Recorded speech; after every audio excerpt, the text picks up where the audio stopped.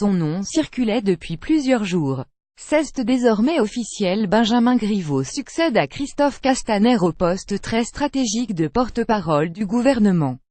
1. Ambition dès l'arrivée d'Emmanuel Macron à l'Élysée, Benjamin Blaise Griveaux, son identité complète à l'état civil, n'a pas caché son ambition de prendre la direction d'En Marche, au point d'agacer le patron.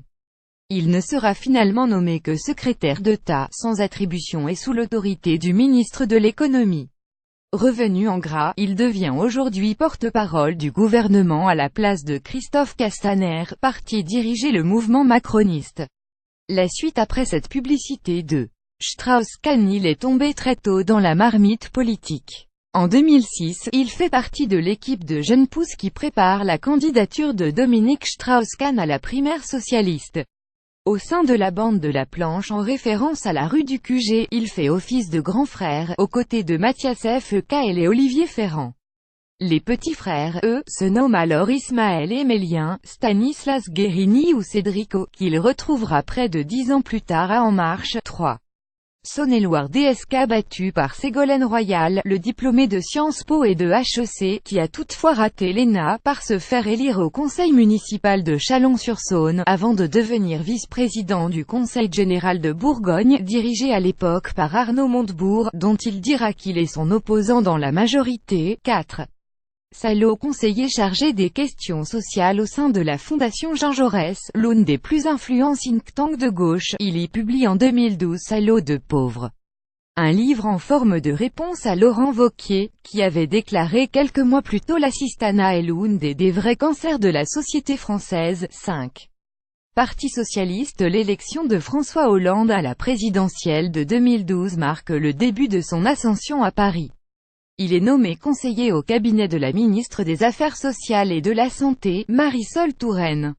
Il entre aussi au bureau national du Parti socialiste. 6. Pantouflage. En 2014, il part dans le privé, à la direction de la communication d'Unibail-Rodamco, géant de l'immobilier spécialisé dans les centres commerciaux.